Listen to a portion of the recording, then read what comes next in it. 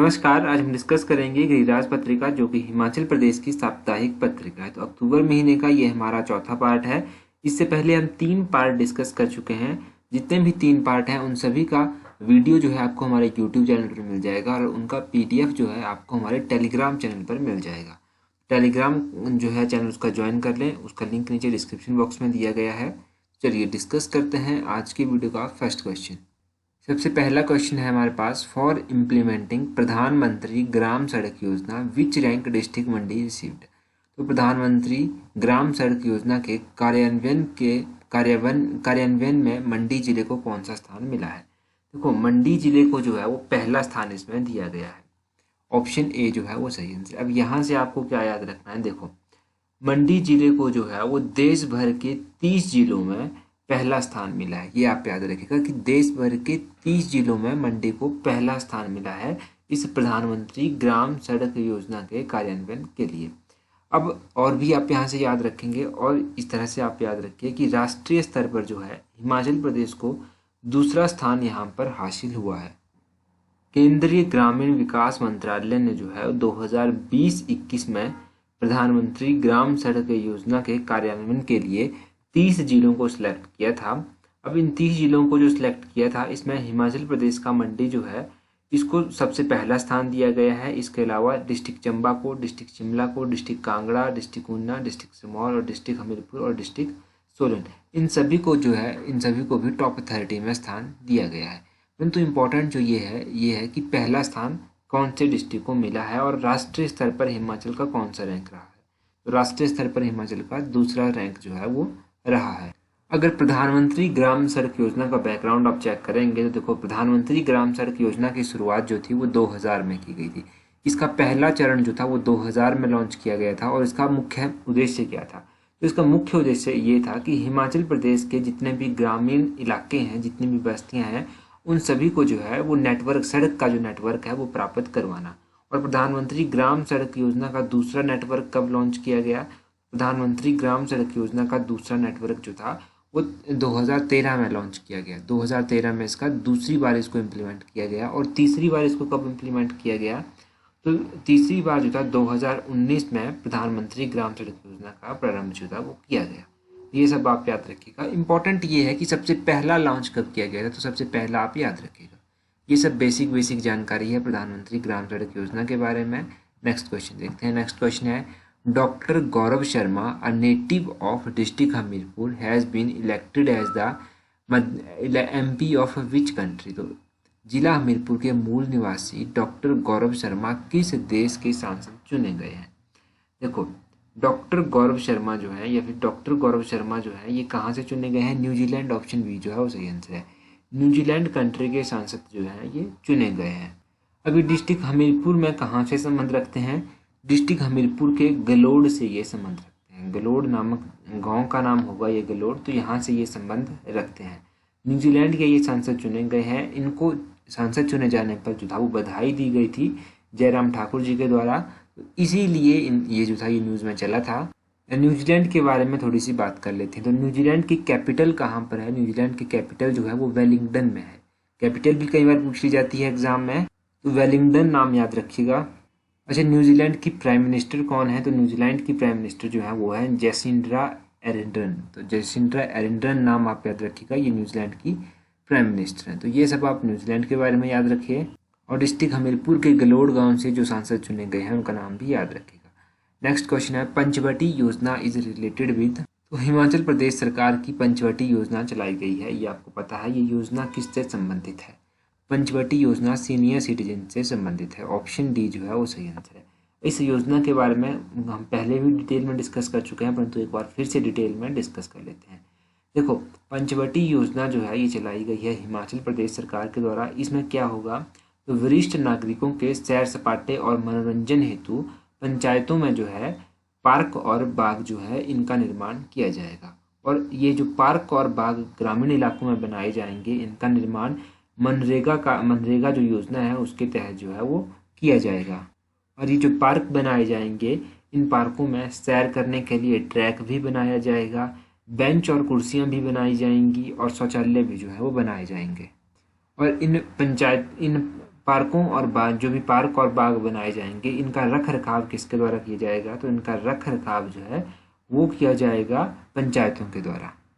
और ये डिसाइड किया गया है कि अभी जो ये चल रहा है, इस वर्ष जो है हिमाचल प्रदेश में 100 ऐसे पार्क जो हैं वो बनाए जाएंगे।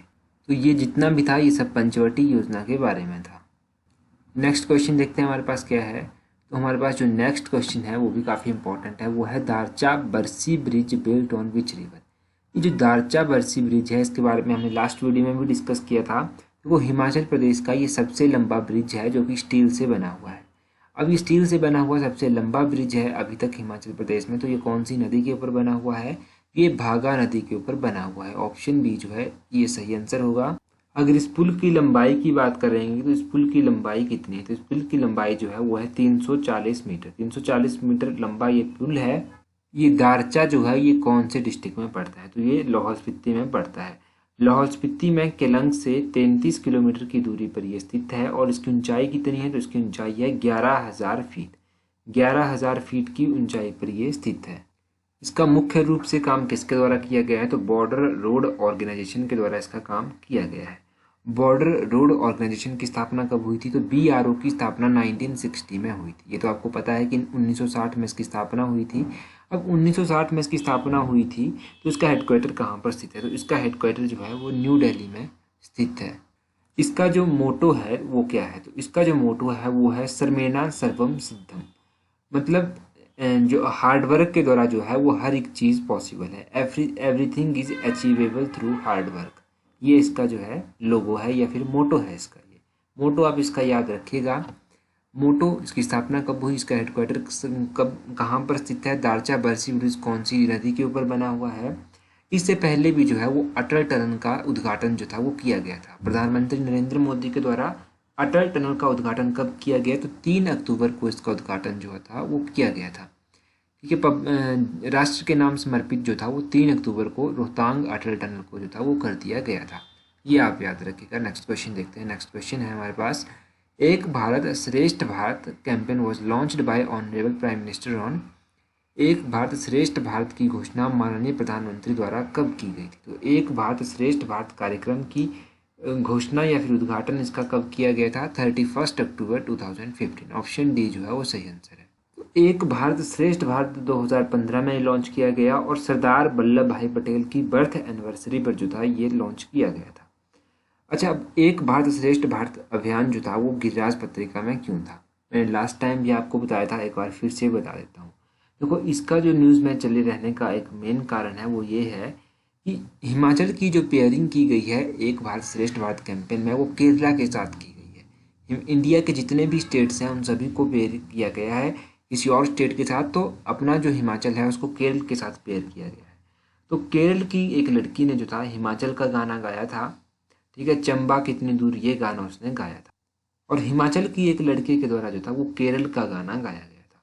इसीलिए अभी ये एक भारत श्रेष्ठ भारत कार्यक्रम खबरों में है। और ये भी दूसरी बात है खबरों में रहने की कि 31 अक्टूबर फिर से आ रहा है। तो इसलिए 31 अक्टूबर को ये एक भारत श्रेष्ठ भारत कार्यक्रम फिर से मनाया जाएगा। तो ये सब इसीलिए न्यूज़ में चला है। तो ये सब आप याद रखिएगा। नेक्स्ट क्वेश्चन देखते हैं, which scheme has been launched by government of Himachal Pradesh to give wide boost to natural farming. तो प्राकृतिक खेती को व्यापक बढ़ावा देने के लिए हिमाचल प्रदेश सरकार द्वारा कौन सी योजना शुरू की गई है? देखो, यहाँ पर आपके पास अलग अलग योजनाएं दी गई हैं। तो जो योजना प्राकृतिक खेती को बूस्ट करने के लिए चलाई गई है वो चलाई गई है प्राकृतिक खेती खुशहाल किसान।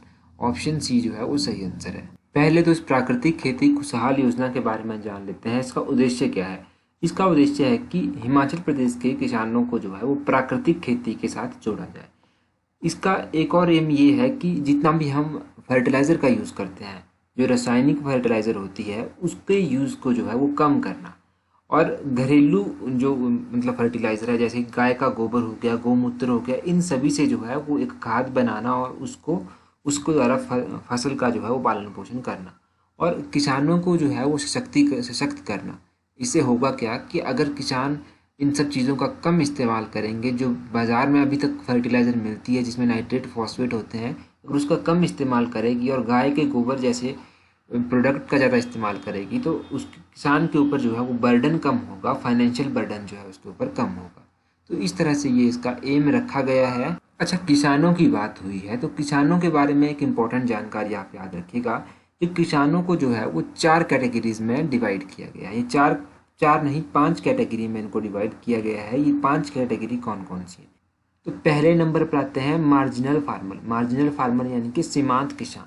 दूसरे नंबर पर आते हैं स्मॉल फार्मर यानी कि लघु किसान। तीसरे नंबर पर आते हैं सेमी मीडियम फार्मर यानी कि अर्ध मध्यम किसान। चौथे नंबर पर आते हैं मीडियम फार्मर और मध्यम फार्मर जिनको कहते हैं मध्यम किसान। और 5वें नंबर पर आते हैं लार्ज फार्मर यानी कि बड़े किसान। तो मार्जिनल फार्मर किसको कहते हैं? मार्जिनल फार्मर उन किसानों को कहा जाता है जिनके पास 1 हेक्टेयर से कम जूनतें जो है वो होती हैं। और ऐसे किसान जिनके पास 1 हेक्टेयर से लेकर 2 हेक्टेयर के बीच भूमि होती है उनको स्मॉल फार्मर कहा जाता है। और जिन किसानों के पास 2 हेक्टेयर से लेकर 4 हेक्टेयर के बीच भूमि होती है उनको स्मॉल मीडियम फार्मर कहा जाता है या फिर सेमी मीडियम फार्मर कहा जाता है। और जिन किसानों के पास 4 से लेकर 10 हेक्टेयर के बीच में भूमि होती है उनको मीडियम फार्मर कहा जाता है। और जिन किसानों के पास 10 हेक्टेयर से अधिक भूमि होती है उन किसानों को लार्ज फार्मर कहा जाता है यानी कि बड़े किसान उनको कहा जाता है। ये आप याद रखिएगा। अब ये तो आपको पता ही होगा कि 2011 की जनगणना के अनुसार हिमाचल प्रदेश की 89.96% जनसंख्या जो है वो ग्रामीण क्षेत्रों में रहती है और 69% लोगों को जो है वो ग्रामीण क्षेत्रों में रोजगार दिया गया है। तो ये सब आप याद रखिएगा। यहाँ से नेक्स्ट क्वेश्चन देखते हैं। नेक्स्ट क्वेश्चन है who is the chairman of 15th finance commission. 15वें वित्त आयोग के अध्यक्ष कौन है? क्या नाम है इनका? इनका नाम आपको पता होगा। इनका नाम है NK सिंह। ऑप्शन ए जो है वो सही आंसर है। अब ये न्यूज़ में क्यों थे? देखो, मुख्यमंत्री श्री जयराम ठाकुर जी के द्वारा जो है वो एक मुंबई में एक कार्यक्रम आयोजित किया गया था जिस कार्यक्रम में 15वें वित्त आयोग के जो अध्यक्ष हैं NK सिंह, इनके द्वारा लिखी गई एक किताब है। इस किताब का जो है वो विमोचन किया गया। तो इसके साथ जो था जयराम ठाकुर जुड़े थे इस कार्यक्रम के साथ। इस किताब का नाम क्या है? इसका नाम है portrait of power half a century of being at ring side. मतलब काफ़ी लंबा नाम है किताब का, तो इतनी इंपॉर्टेंट तो ये नहीं है। एक बार फिर से रिवाइज कर देता हूँ इसका नाम। Portrait of power half a century of being at ring side, ये इसका नाम है। इतनी इंपॉर्टेंट नहीं है परंतु आप ये याद रखिएगा कि 15वें वित्त आयोग के अध्यक्ष कौन है, क्या नाम है इनका, ये आपको पता होना चाहिए।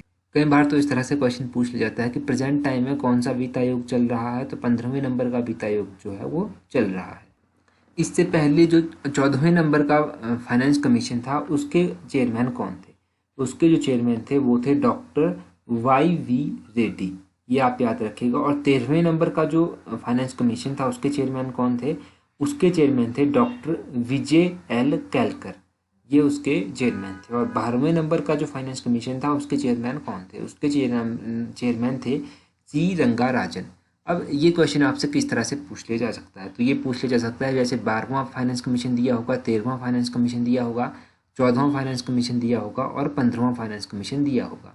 और इस तरह से कुछ नाम दिए होंगे, वो आपको मैच करने हैं। तो आप मैच कर सकते हैं। एक बार फिर से मैं बता देता हूँ। 12वें नंबर के फाइनेंस कमीशन के चेयरमैन थे C रंगाराजन, 13वें नंबर के थे डॉक्टर विजय L कैलकर, 14वें नंबर के थे डॉक्टर YB रेड्डी और 15वें नंबर के थे NK सिंह। ये सब आप याद रखिएगा। नेक्स्ट क्वेश्चन देखते हैं हम। World food day every year observed on. तो वर्ल्ड फूड डे कब मनाया जाता है? वर्ल्ड फूड डे जो है वो मनाया जाता है 16 अक्टूबर को। ऑप्शन बी जो है वो सही आंसर है। अब 16 अक्टूबर को ये वर्ल्ड फूड डे मनाया जाता है, तो इसकी थीम क्या थी? थीम आपको पता होनी चाहिए।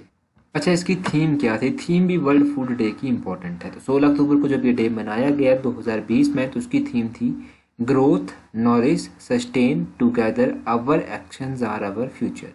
ये जो थी ये इसकी थीम थी। इसकी थीम इंपॉर्टेंट है, थीम भी एग्जाम में पूछ जा सकती है। और कब ये वर्ल्ड फूड डे मनाया जाता है ये भी आपको पता होना चाहिए।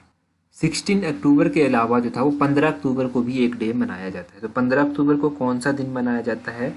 15 अक्टूबर को जो है वो मनाया जाता है ग्लोबल हैंड वॉशिंग डे। ये 15 अक्टूबर को मनाया जाता है। और 17 अक्टूबर को कौन सा दिन मनाया जाता है? तो 17 अक्टूबर को मनाया जाता है international day for eradication the poverty. तो international day for the eradication of poverty जो है वो 17 अक्टूबर को मनाया जाता है। तो ये इंपॉर्टेंट डे आप याद रखिएगा 15, 16 और 17 अक्टूबर के। ठीक है, अगर एग्जाम में पूछे जाएं तो आप लोगों को इसके बारे में बेसिक सा आइडिया होना चाहिए। अब आप लोगों के लिए आज का जो क्वेश्चन है वो है which is the partner state of Himachal Pradesh in Ek Bharat श्रेष्ठ भारत। एक भारत श्रेष्ठ भारत अभियान में हिमाचल का पार्टनर स्टेट कौन सा है? अपना आंसर कमेंट करके ज़रूर बताएं। आपके पास 4 ऑप्शंस दी गई हैं। So that's all for today. Thank you for watching the video.